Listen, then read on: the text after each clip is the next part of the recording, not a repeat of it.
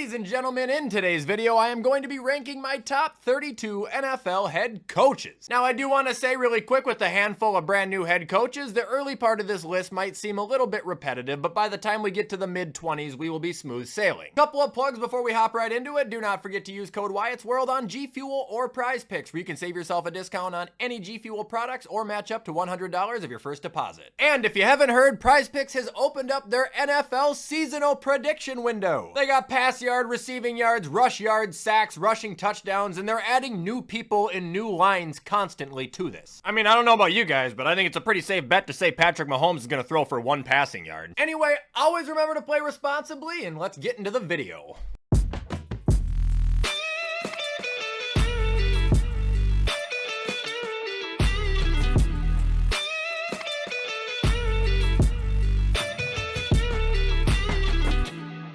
Alright guys, so here we are on the tier list that we have all come to know and love. And with little to no explanation needed as to how this goes, I think we can start with number 32, the bottom head coach in the league, and it is none other than Mike McDaniel. I'm just kidding, not yet. But number 32, I actually have Dennis Allen. I mean, come on, why is this guy still a head coach? He's 24 and 46. He wasn't good with the Raiders, he's not good with the Saints. I can cut him a little bit of slack because his quarterback is Derek Carr, but they need someone else in New Orleans. That'll bring us to number 31, where I got Dan Quinn. He looks like Stone Cold Steve Austin if he would have been a gym teacher instead of a professional wrestler. I wasn't a fan of this hire at all, though. I wasn't moved by it. I think Dan is a fantastic coordinator, but as a head coach, he's just not the best option out there. I mean, really, the guy only had 2 good years all that time he was in Atlanta anyway. I think people really tried to build him up like he was something that he wasn't. Now we're on to 30. Give me Raheem Morris. We know he's a really good coordinator. We don't know if he's a good head coach. The first impression of him being a head coach isn't the smartest decision I've ever seen with the whole Michael Penix move, but I'm willing to see him out and give him a chance. Now moving on to 29, we have Dave Canales. This seemed to be kind of a random hire to me, but he does seem like a nice guy. He seems like a player's coach. He can fix quarterbacks, apparently, so hopefully he can make some good stuff happen for Bryce Young and the Panthers. Again, though, I've never seen the guy under the gun. And now we got 28, give me Jared Mayo. Another guy who seems like a great guy. He seems like a player's coach. He seems like he's really gonna be able to get along and connect with the younger crowd, which is extremely important, but he was a linebackers coach for like 4 years. Again, I'm not sure what all we can expect from him, you know, when he's fully in charge there.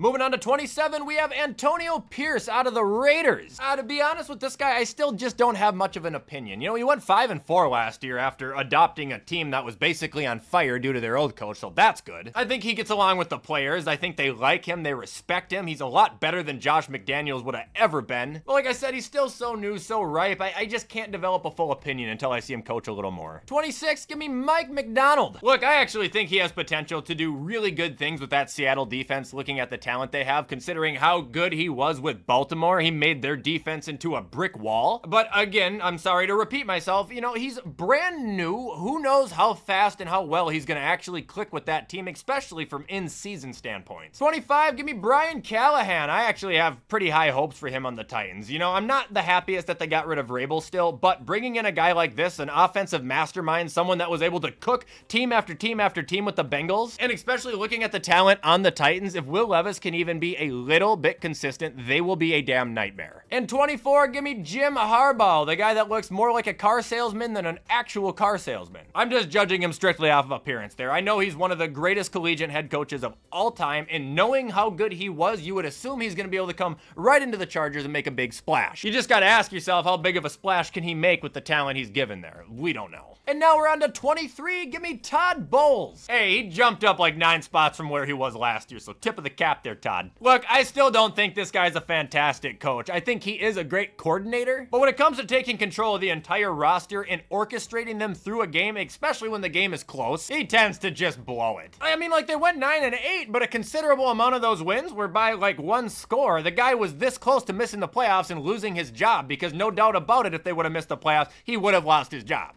Now on to 22, give me Doug Peterson. Look, he's just blah. And before you throw the Super Bowl in my face, please understand that's the one outlier year of his entire career as a head coach. He had that 1 year where the Eagles went off and they won a ring, and I will give him credit. But outside of 2017, like what are we building on here? What are we going off about him being so prestigious for? It's mediocrity. Number 21, give me Jonathan Gannon. I think he's a very hardworking head coach with a fantastic mindset on him, and he just really didn't have the roster to do a lot with last year, but he did the most he could have. Won a couple games, kept a lot of games closer than they ever should have been with teams that were substantially better. I think this year and going forward, the guy is just going to improve. 20, we got Robert Saleh. This is another guy that I haven't really developed an opinion on because he knows defense, there's no doubt about that. But his commitments to specific players and specific schemes can be very head-scratching. He's one of the guys where if something doesn't work, he'll just keep trying it with the assumption that it's going to change, and that's actually the definition of insanity. Now moving on to 19, give me Matt Eberflus, and this might sound insane considering his head coaching record is also trash, but the way I look at it is the first year he was head coach for the Bears, they were the worst team in the league. The second year he was head coach, they went 7-10, and he ended up developing the #1 rush defense in all of football. I think he's a very methodical head coach who's actually pretty good at developing players, but again, you know, we gotta see more than just 2 seasons. And moving on to 18, we got Mike McCarthy. He takes a lot more shit than he should. Now, he's not the most likable guy in the league, I'll be honest, but he does know how to score points and he does know how to win games. And that might sound contradictory considering all their playoff success in Dallas, but you don't come off the couch after taking a 1.5-year break and then take a team and go 42-25 with them and then be called a bad coach. That doesn't add up.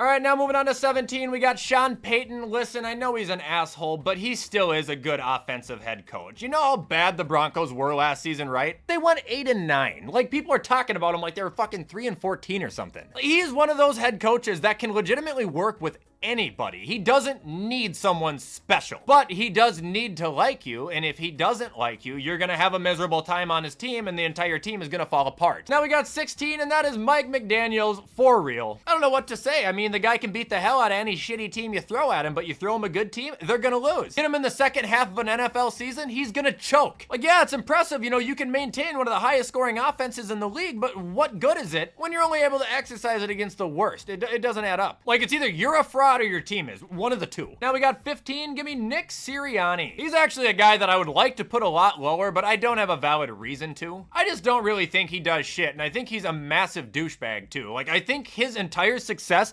falls on if he has good coordinators doing the work for him or not. Moving on to 14, we got Brian Daboll, the confirmed quarterback whisperer. He made Josh Allen into what he is. He turned Daniel Jones into a playoff quarterback. He made Tommy DeVito a global fucking sensation for a matter of a month. Hell, go look up Tyrod Taylor's career passer rating with and without Brian Daboll. You'll shit your pants. This guy is everything to that team, everything to that offense. He's the glue that holds it together, and I'm almost willing to bet that if they didn't have him last year, there's a good shot they would have went 0-17. Now moving on to 13, we got Shane Steichen. I love this guy. As a matter of fact, he actually reminds me a lot of Nick Sirianni when Nick first came into the league with the rebuilding Eagles. I don't think a lot of people expected anything from the Colts last year, especially, you know, with a backup quarterback majority of the year and missing Jonathan Taylor for like 4 or 5 weeks. Yet they went 9-8. He was able to give Michael Pittman the best receiving season of his career. He was able to get Zach Moss a job this year. I think he's really good at expressing everybody's talents in their own ways, to be completely honest. Now moving on to 12, we have Kevin O'Connell, another coach that I love and another coach that the players love. 2 years ago, he was 13-4. Last year, he was 7-10 without Justin Jefferson for a good chunk of the year and alternating between 4 different quarterbacks while also having a running back who didn't score a single rushing fucking touchdown. Matter of fact, 9 out of 10 of the Vikings' losses last year were by 1 score. And 11, we'll throw Zach Taylor in there. Look, with Joe Burrow, he is an elite head coach. Without Joe Burrow, he's still a good head coach. Struggled the first 2 years he was in the league because the team was absolute ass, but ever since he's had, you know, this new foundation, the Bengals have remained one of the scariest teams in the league.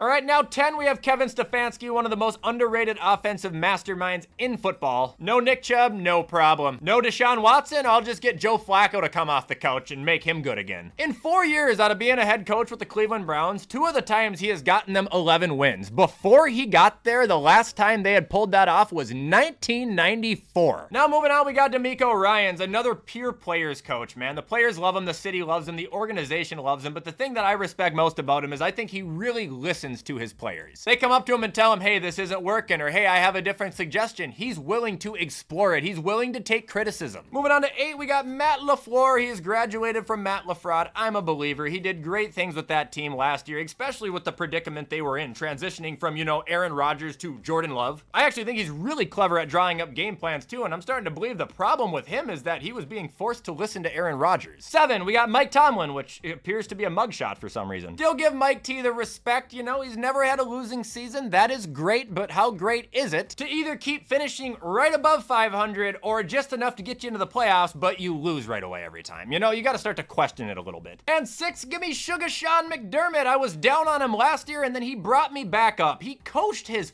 fucking ass off. Von Miller was a train wreck. No Matt Milano, no Tre'Davious White. Still held the number 9 defense with the 6th best defense against the pass. Matter of fact, the Buffalo Bills defense allowed the 4th fewest points last year. Like, what bad things do you have to say about him?